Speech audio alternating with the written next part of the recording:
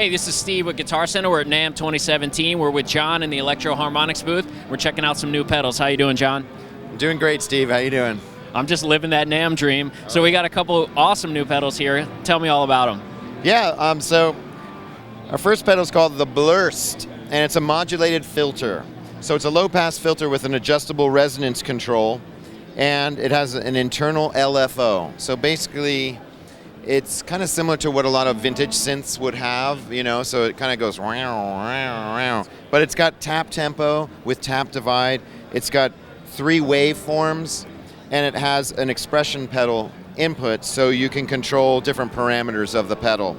And it gets a lot of those classic synth sounds, and really when you hook it up with like a big muff or like some distortion and some delay and maybe a pog and stuff. Of course, our products, but it really sounds awesome. You know, it's real fun.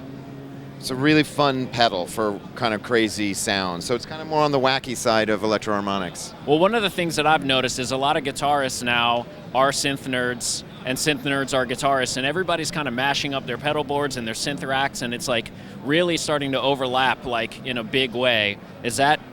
Is this like kind of the output of that kind of happening? Yeah, I would say so. I mean, it's lately Electro Harmonix has had kind of a strange fixation with keyboard sounding pedals with our C9, B9, Mel 9, and Key 9. And yeah, this is also kind of a keyboard-ish pedal, but for guitar players. Awesome, very cool. And then the Overlord. Yeah. So the Overlord is actually an overdrive developed for keyboard players. But we discovered that it sounds really great on guitar and really great on bass. So it's a stereo overdrive, and it's JFET based. So it's got 3 JFETs, and it has a boost in front of the JFETs, more like a traditional overdrive to kind of really drive the JFETs. But it's kind of like an amp in the box. You can kind of treat it like it's got an adjustable input. So if you want like, you know, line level stuff or high output things into it, you can kind of control it or goose it up a little bit with that. True stereo, stereo inputs. What else? 3-band EQ, and a gain. You know, it sounds real British sounding. Like I can make it sound like a Marshall or a Vox, you know, cranked. You know, and it's a real fun pedal. And you can also change the sound of your guitar amp as well, almost using it like an EQ. So, you know, you can turn down. It has a dry switch, so in its minimum position, it's all pedal, but you can dial in a lot of dry signal.